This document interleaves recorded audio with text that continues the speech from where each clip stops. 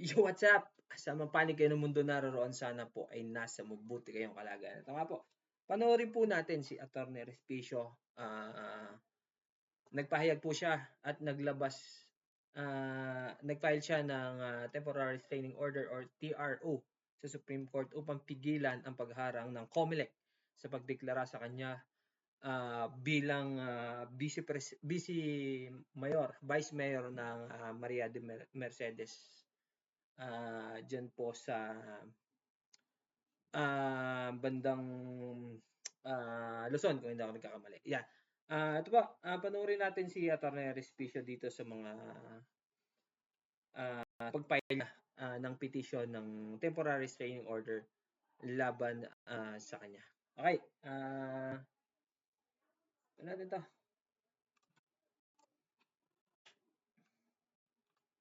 Ito ay nag-file kami ng TRO para pigilan ang pagpigil ng COMELEC sa pagproklama sa akin bilang panalong kandidato bilang Vice Mayor ng aming bayan sa Reyna Mercedes Isabela.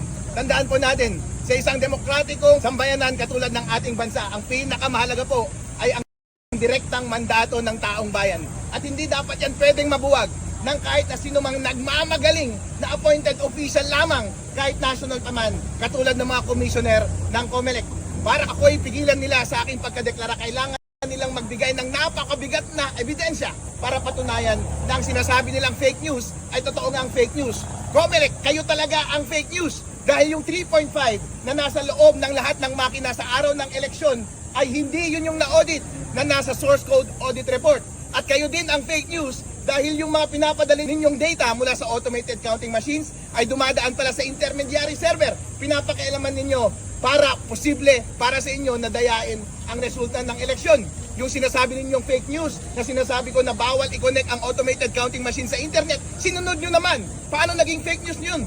Mas daig pa ninyo ang isang diktador dahil kayo na ang nagdidikta mismo ng kapalaran ng ating bansa, hindi man lang kayo nahalal ng direkta ng taong bayan. Ang nagrereklamo po ay buong taong bayan. Hindi mo kailangan ng napakagaling na tao para maintindihan ito. Ang audited source code ay 3.4, may sariling hash. Ang nakalagay doon sa makina ay version 3.5, may sariling hash. Ang tanong, magkapareho ba yung 3.4 at 3.5? Hindi po magkapareho. Posible ba na nagtanim ng daya doon sa 3.5? Posible. Malalaman ba natin yon? Hindi, dahil hindi yon yung na-audit. Ang tanging paraan lamang para ma-rectify ng COMELEC ang pagkakamaling ito ay i-open source nila yung 3.5 at tayo mismo ang makakita kung anong kalokohan ang ginawa nila doon sa software na yon. Maraming pagkukulang ang COMELEC sa kanilang pag-govern ng ating election process na ito. Una, sa software, hindi tamang software ang nilagay nila doon sa makina. Therefore, posible ang daya. Wala tayong confidence doon sa integrity ng resulta ng eleksyon. Pangalawa, doon sa transmission, hindi nila diniretso sa mga transparency server yung mga lumalabas na data mula sa automated counting machine. Pinapadaan muna nila sa data center 3, posibleng may ma-manipulate na data doon, posibleng manipulated na yung mga data na lumabas sa COMELEC server at sa mga transparency server. Kapag merong mga malalaking doubts pagdating sa software mismo at pagdating sa transmission, meron ba tayong confidence doon sa resulta ng eleksyon? Wala. Kahit ako ay nanalo, sinasabi ko sa inyo, itong lahat ng sinasabi ko ngayon ay naninindigan ako para sa susunod na eleksyon, hindi na mangyari ang ganitong garapalang pandaraya. Ang prayer ko sa Supreme Court ay pigilan ang COMELEC sa pagpigil nila sa aking pagkaproklama bilang banalong Vice Mayor sa aming bayan ng Reyna Mercedes. Marami mo pong lalabas na balita at kalokohan ang COMELEC. Nag-upload sila ng mga VPN logs at logs papunta sa mga transmission server. Marami po akong nakita doon.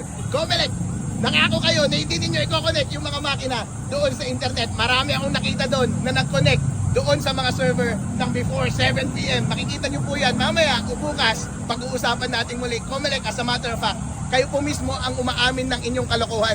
Kayo ang nagpakita ng source code review report, pinakita nyo 3.4. Ang nasa makina